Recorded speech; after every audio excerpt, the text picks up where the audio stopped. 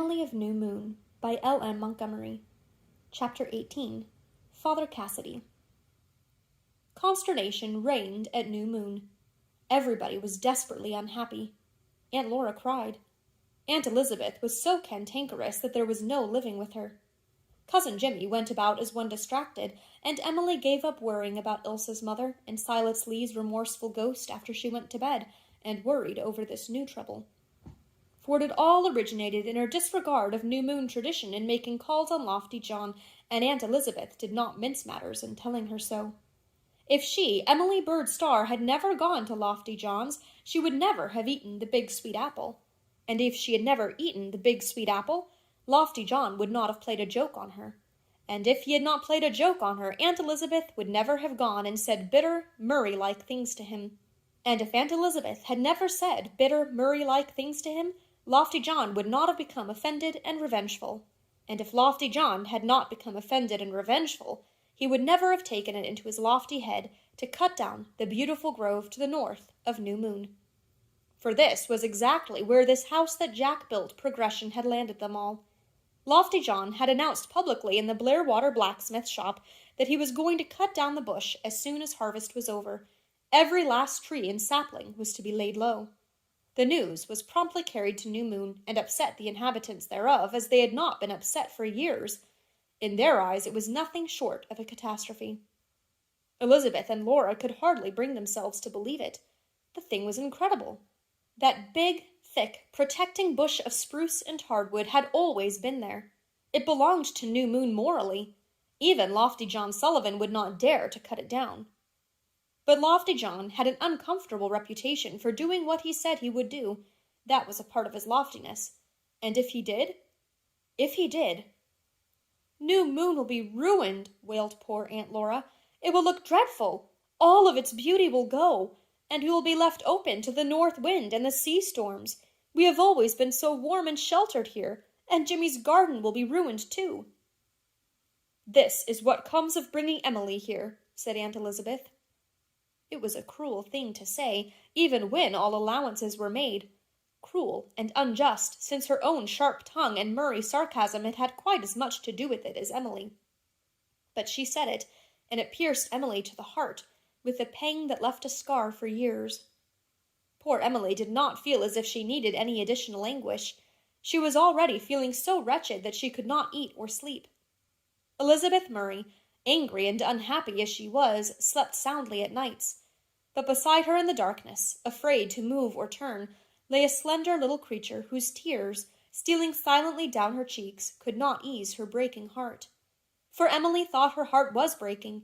She couldn't go on living and suffering like this. Nobody could. Emily had lived long enough at New Moon for it to get pretty thoroughly into her blood. Perhaps it had even been born there. At any rate, when she came to it, she fitted into its atmosphere as a hand into a glove. She loved it as well as if she had lived there all her short life.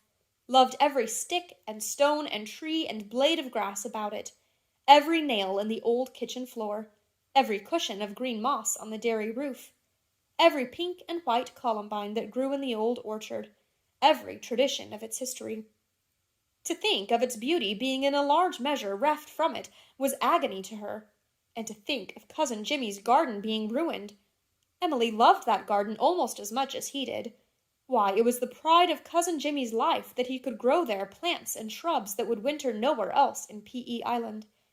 If the northern shelter were removed, they would die.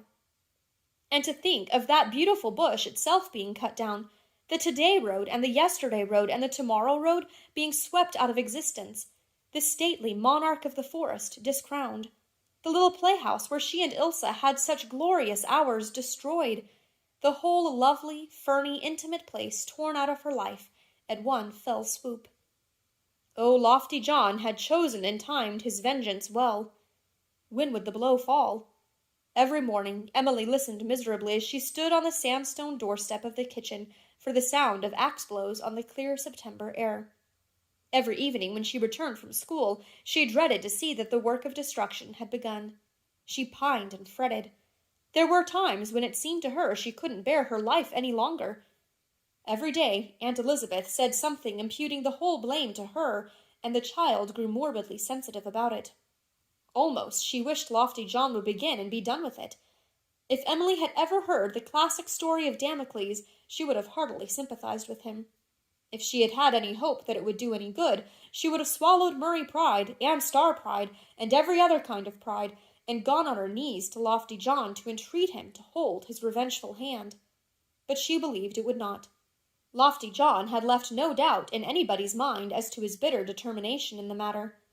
There was much talk about it in Blairwater, and some were very well pleased at this blow to New Moon pride and prestige, and some held that it was low and unclean behavior on Lofty John's part, and all agreed that this was what they had prophesied all along as bound to happen some day when the old Murray-Sullivan feud of 3 generations should have come to its inevitable head.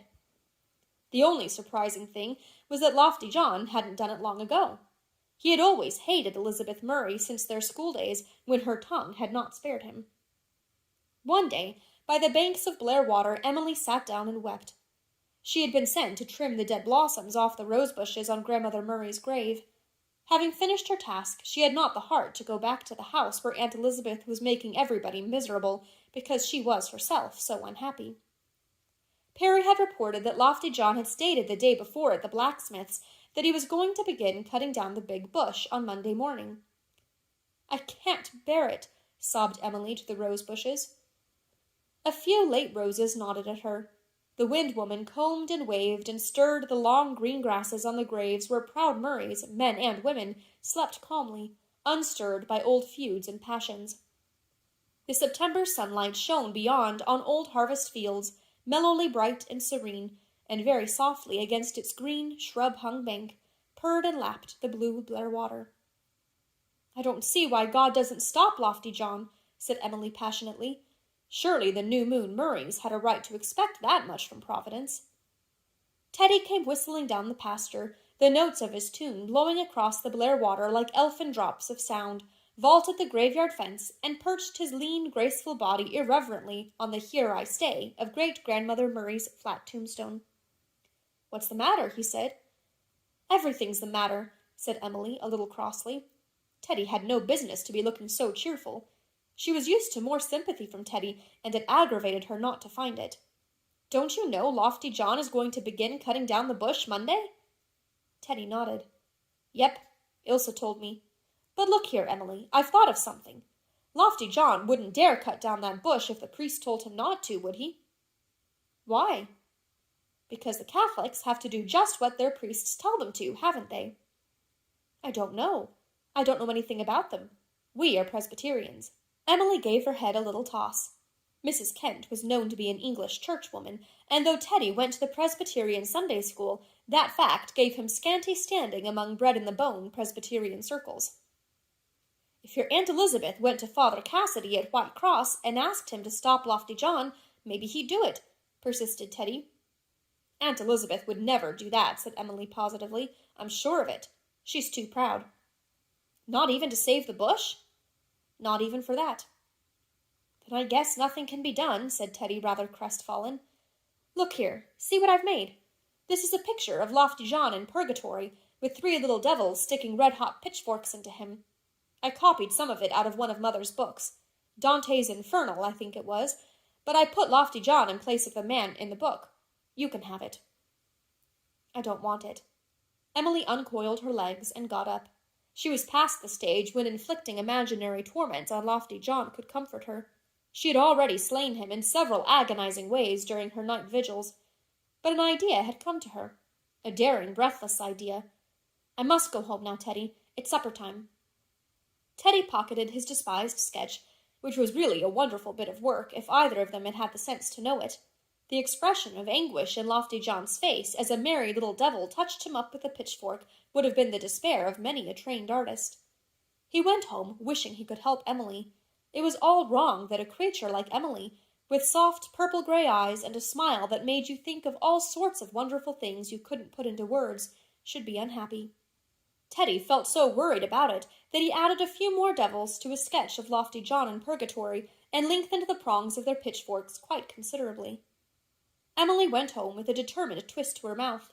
She ate as much supper as she could, which wasn't much, for Aunt Elizabeth's face would have destroyed her appetite if she had had any, and then sneaked out of the house by the front door. Cousin Jimmy was working in his garden, but he did not call her. Cousin Jimmy was always very sorrowful now. Emily stood a moment on the Grecian porch and looked at Lofty John's bush. Green-bosomed, waving, all lovely. Would it be a desecrated waste of stumps by Monday night? Goaded by the thought, Emily cast fear and hesitation to the winds and started briskly off down the lane. When she reached the gate, she turned to the left on the long red road of mystery that ran up the Delectable Mountain. She had never been on that road before. It ran straight to Whitecross. Emily was going to the parish house there to interview Father Cassidy. It was 2 miles to Whitecross, and Emily walked it all too soon, not because it was a beautiful road of wind and wild fern, haunted by little rabbits, but because she dreaded what awaited her at the end. She had been trying to think what she should say, how she should say it, but her invention failed her. She had no acquaintance with Catholic priests, and couldn't imagine how you should talk to them at all. They were even more mysterious and unknowable than ministers. Suppose Father Cassidy should be dreadfully angry at her daring to come there and ask a favor. Perhaps it was a dreadful thing to do from every point of view, and very likely it would do no good. Very likely Father Cassidy would refuse to interfere with Lofty John, who was a good Catholic, while she was, in his opinion, a heretic. But for any chance, even the faintest, of averting the calamity impending over New Moon, Emily would have faced the entire Sacred College. Horribly frightened, miserably nervous as she was, the idea of turning back never occurred to her.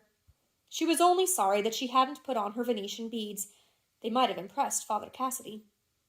Although Emily had never been to Whitecross, she knew the parish house when she saw it. A fine, tree-embowered residence near the big white chapel, with the flashing gilt cross on its spire and the 4 gilt angels, one on each of the little spires at the corners. Emily thought them very beautiful as they gleamed in the light of the lowering sun, and wished they could have some on the plain white church at Blairwater. She couldn't understand why Catholics should have all the angels. But there was not time to puzzle over this, for the door was opening, and the trim little maid was looking a question. "Is Father Cassidy at home?" asked Emily, rather jerkily. "Yes." "Can I see him?" "Come in," said the little maid. Evidently there was no difficulty about seeing Father Cassidy. No mysterious ceremony such as Emily had half expected, even if she were allowed to see him at all. She was shown into a book-lined room and left there, while the maid went to call Father Cassidy, who, she said, was working in the garden. That sounded quite natural and encouraging. If Father Cassidy worked in a garden, he could not be so very terrible. Emily looked about her curiously. She was in a very pretty room, with cozy chairs and pictures and flowers. Nothing alarming or uncanny about it, except a huge black cat who was sitting on the top of one of the bookcases. It was really an enormous creature. Emily adored cats and had always felt at home with any of them, but she had never seen such a cat as this. What with its size and its insolent gold-hued eyes, set like living jewels in its black velvet face, it did not seem to belong to the same species as nice, cuddly, respectable kittens at all. Mr. Dare would never have had such a beast about his manse. All Emily's dread of Father Cassidy returned. And then in came Father Cassidy, with the friendliest smile in the world. Emily took him in with her level glance, as was her habit, or gift, and never again in the world was she the least bit afraid of Father Cassidy. He was big and broad-shouldered, with brown eyes and brown hair, and his very face was so deeply tanned from his inveterate habit of going about bareheaded in merciless sunshine that it was brown too. Emily thought he looked just like a big nut, a big, brown, wholesome nut. Father Cassidy looked at her as he shook hands. Emily had one of her visitations of beauty just then. Excitement had brought a wild rose hue to her face. The sunlight brought out the watered silk gloss of her black hair. Her eyes were softly dark and limpid. But it was at her ears Father Cassidy suddenly bent to look. Emily had a moment of agonized wonder if they were clean. "She's got pointed ears," said Father Cassidy in a thrilling whisper. "Pointed ears. I knew she came straight from fairyland the minute I saw her. Sit down, elf, if elves do sit. Sit down and give me the latest news of Titania's court." Emily's foot was now on her native heath. Father Cassidy talked her language, and he talked it in such a mellow, throaty voice, slurring his ofs ever so softly as became a proper Irishman. But she shook her head a little sadly. With the burden of her errand on her soul, she could not play the part of ambassadress from Elfland. "I'm only Emily Starr of New Moon," she said, and then gasped hurriedly because there must be no deception, no sailing under false colors, and I'm a Protestant. "And a very nice little Protestant you are," said Father Cassidy. "But for sure I'm a bit disappointed. I'm used to Protestants, the woods hereabouts being full of them, but it's 100 years since the last elf called on me." Emily stared. Surely Father Cassidy wasn't 100 years old. He didn't look more than 50. Perhaps, though, Catholic priests did live longer than other people. She didn't know exactly what to say, so she said, a bit lamely, "I see you have a cat." "Wrong."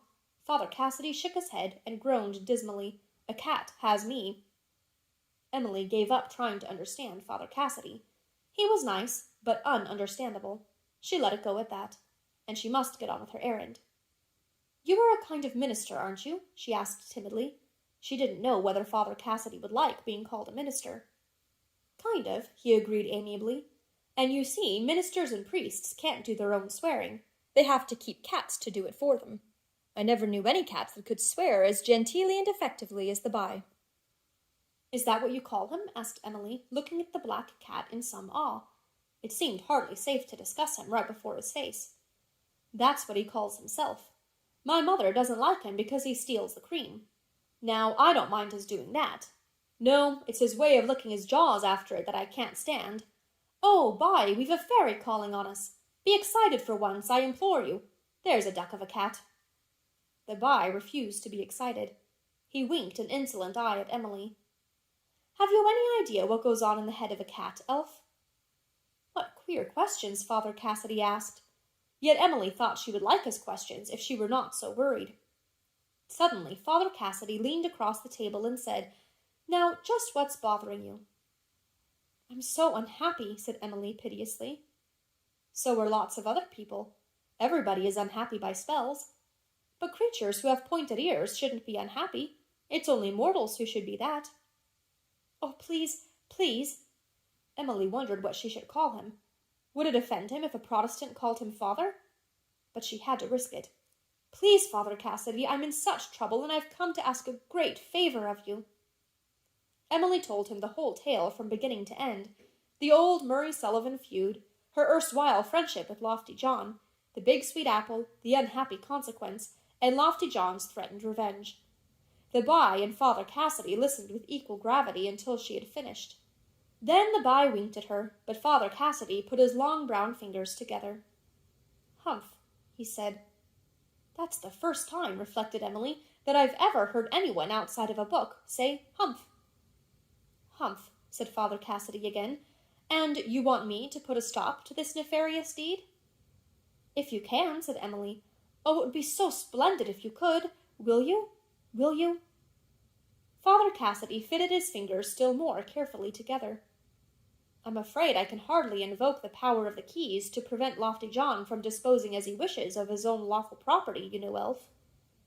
Emily didn't understand the allusion to the keys, but she did understand that Father Cassidy was declining to bring the lever of the church to bear on Lofty John. There was no hope, then. She could not keep the tears of disappointment out of her eyes. "Oh, come now, darling, don't cry," implored Father Cassidy. "Elves never cry. They can't. It would break my heart to discover you weren't of the green folk. You may call yourself of New Moon and of any religion you like, but the fact remains that you belong to the Golden Age and the old gods. That's why I must save your precious bit of greenwood for you." Emily stared. "I think it can be done," Father Cassidy went on. "I think if I go to Lofty John and have a heart-to-heart talk with him, I can make him see reason. Lofty John and I are very good friends. He's a reasonable creature if you know how to take him, which means to flatter his vanity judiciously. I'll put it to him, not as priest to parishioner, but as man to man, that no decent Irishman carries on a feud with women, and that no sensible person is going to destroy for nothing but a grudge those fine old trees that have taken half a century to grow and can never be replaced. Why, the man who cuts down such a tree except when it is really necessary should be hanged as high as Haman on a gallows made from the wood of it." Emily thought she would write that last sentence of Father Cassidy's down in Cousin Jimmy's blank book when she got home. "But I won't say that to Lofty John," concluded Father Cassidy. "Yes, Emily of New Moon, I think we can consider it a settled thing that your bush will not be cut down." Suddenly, Emily felt very happy. Somehow, she had entire confidence in Father Cassidy. She was sure he would twist Lofty John around his little finger.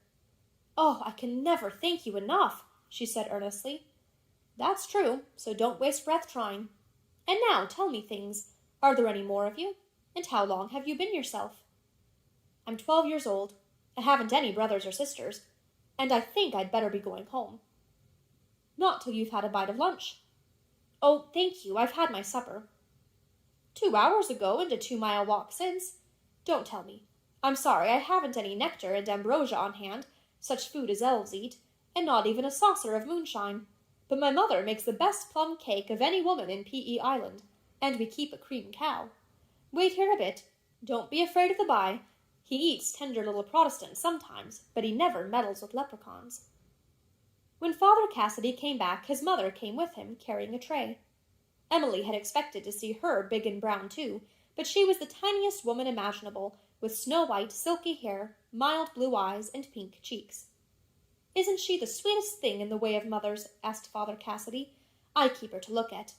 Of course," Father Cassidy dropped his voice to a pig's whisper, "there's something odd about her. I've known that woman to stop right in the middle of house-cleaning and go off and spend an afternoon in the woods. Like yourself, I'm thinking she has some truck with fairies." Mrs. Cassidy smiled, kissed Emily, said she must go out and finish her preserving, and trotted off. "Now you sit right down here, Elf, and be human for 10 minutes, and we'll have a friendly snack." Emily was hungry, a nice, comfortable feeling she hadn't experienced for a fortnight. Mrs. Cassidy's plum cake was all her reverend son claimed, and the cream cow seemed to be no myth. "What do you think of me now?" asked Father Cassidy suddenly, finding Emily's eyes fixed on him speculatively. Emily blushed. She had been wondering if she dared ask another favor of Father Cassidy. "I think you are awfully good," she said. "I am awfully good," agreed Father Cassidy. "I'm so good that I'll do what you want me to do, for I feel there's something else you want me to do. I'm in a scrape, and I've been in it all summer. You see," Emily was very sober, "I'm a poetess." "Holy Mike, that is serious. I don't know if I can do much for you. How long have you been that way?" "Are you making fun of me?" asked Emily gravely. Father Cassidy swallowed something besides plum cake. "The saints forbid. It's only that I'm rather overcome. To be, after entertaining a lady of New Moon, and an elf, and a poetess all in one, is a bit too much for a humble priest like myself. Have another slice of cake, and tell me all about it." "It's like this. I'm writing an epic." Father Cassidy suddenly leaned over and gave Emily's wrist a little pinch. "I just wanted to see if you were real," he explained. Yes, you're writing an epic. Go on. I think I've got my second wind now." "I began it last spring. I called it The White Lady first, but now I've changed it to The Child of the Sea. Don't you think that's a better title?" "Much better.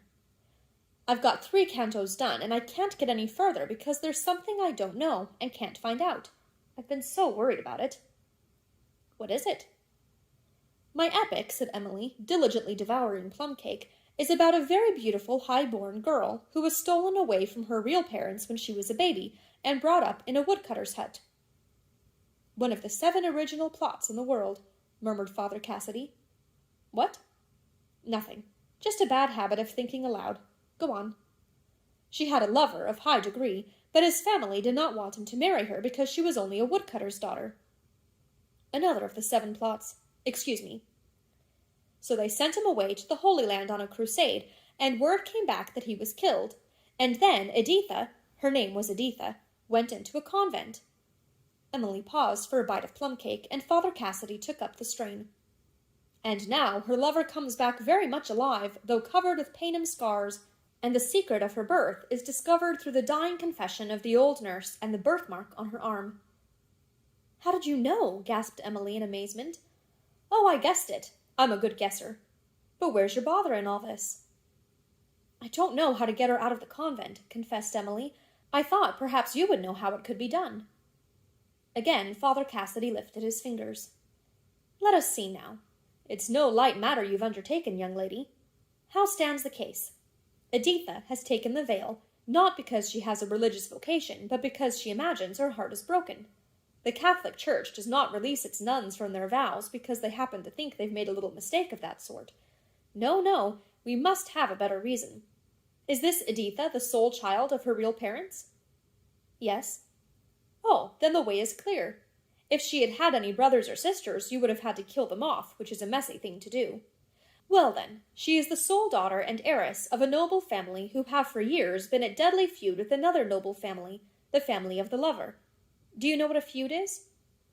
Of course, said Emily disdainfully, and I've got all that in the poem already. So much the better. This feud has rent the kingdom in twain and can only be healed by an alliance between Capulet and Montague. Those aren't their names. No matter. This, then, is a national affair with far-reaching issues. Therefore, an appeal to the Supreme Pontiff is quite in order. What you want, Father Cassidy nodded solemnly, is a dispensation from Rome. Dispensation is a hard word to work into a poem, said Emily. Undoubtedly.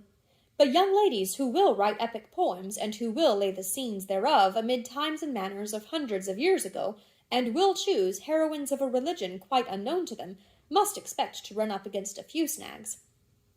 Oh, I think I'll be able to work it in, said Emily cheerfully, and I'm so much obliged to you. You don't know what a relief it is to my mind.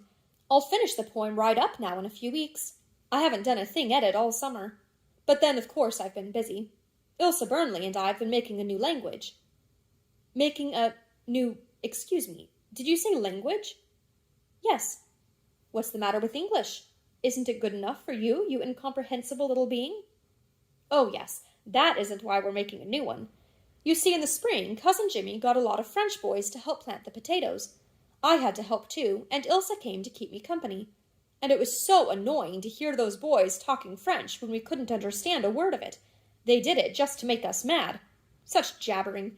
So Ilse and I just made up our minds we'd invent a new language that they couldn't understand. We're getting on fine, and when the potato-picking time comes, we'll be able to talk to each other, and those boys won't be able to understand a word we're saying. Oh, it will be great fun. I haven't a doubt. But two girls who will go to all the trouble of inventing a new language just to get square with some poor little French boys. You're beyond me, said Father Cassidy helplessly. Goodness knows what you'll be doing when you grow up. You'll be red revolutionists. I tremble for Canada. Oh, it isn't a trouble. It's fun. And all the girls in school are just wild because they hear us talking in it and can't make it out. We can talk secrets right before them. Human nature being what it is, I can see where the fun comes in all right. Let's hear a sample of your language. Nat Milan, o sti dolmen, boat ta Shrewsbury, furnace tapu litinos, said Emily glibly. That means, next summer I'm going to Shrewsbury Woods to pick strawberries. I yelled that across the playground to Ilse the other day at recess, and oh, how everybody stared. Staring, is it? I should say so. My own poor old eyes are all but dropping out of me head. Let's hear a bit more of it. Mo tral li dead, seb ad li mo trene. Mo bertral seb mo bertrine, da sten dead e ting cetra. That means, my father is dead, and so is my mother. My grandfather and grandmother have been dead a long time. We haven't invented a word for dead yet. I think I will soon be able to write my poems in our language, and then Aunt Elizabeth will not be able to read them if she finds them. Have you written any other poetry besides your epic? Oh, yes, but just short pieces. Dozens of them. Would you be so kind as to let me hear one of them? Emily was greatly flattered, and she did not mind letting Father Cassidy hear her precious stuff. I'll recite my last poem, she said, clearing her throat importantly. It's called Evening Dreams. Father Cassidy listened attentively. After the first verse, a change came over his big brown face, and he began patting his fingertips together. When Emily finished, she hung down her lashes and waited tremblingly. What if Father Cassidy said it was no good? No, he wouldn't be so impolite, but if he bantered her as he had done about her epic, she would know what that meant. Father Cassidy did not speak all at once. The prolonged suspense was terrible to Emily. She was afraid he could not praise and did not want to hurt her feelings by dispraise. All at once, her evening dream seemed trash, and she wondered how she could ever have been silly enough to repeat it to Father Cassidy. Of course, it was trash. Father Cassidy knew that well enough. All the same, for a child like this, and rhyme and rhythm were flawless. And there was one line, just one line, the light of faintly golden stars. For the sake of that line, Father Cassidy suddenly said, keep on writing poetry." "You mean—" Emily was breathless. "I mean you'll be able to do something by and by. Something. I don't know how much, but keep on. Keep on." Emily was so happy she wanted to cry. It was the first word of commendation she had ever received except from her father, and a father might have too high an opinion of one. This was different. To the end of her struggle for recognition, Emily never forgot Father Cassidy's "keep on" and the tone in which he said it. "Aunt Elizabeth scolds me for writing poetry," she said wistfully. "She says people will think I'm as simple as Cousin Jimmy." The path of genius never did run smooth. But have another piece of cake. Do, just to show there's something human about you. V. Mary T. O. Del Rey Dolman, Cozy Amon, Resen Ritter. That means, "No, thank you. I must be going home before it gets dark." "I'll drive you home." "Oh, no, it's very kind of you." The English language was quite good enough for Emily now, but I'd rather walk. It's such good exercise." "Meaning," said Father Cassidy, with a twinkle in his eye, "that we must keep it from the old lady? Goodbye, and may you always see a happy face in your looking-glass." Emily was too happy to be tired on the way home. There seemed to be a bubble of joy in her heart, a shimmering, prismatic bubble. When she came to the top of the big hill and looked across to New Moon, her eyes were satisfied and loving. How beautiful it was, lying embowered in the twilight of the old trees. The tips of the loftiest spruces came out in purple silhouette against the northwestern sky of rose and amber. Down behind it the Blair water dreamed in silver. The Wind Woman had folded her misty bat wings in a valley of sunset, and stillness lay over the world like a blessing. Emily felt sure everything would be all right. Father Cassidy would manage it in some way. And he had told her to keep on.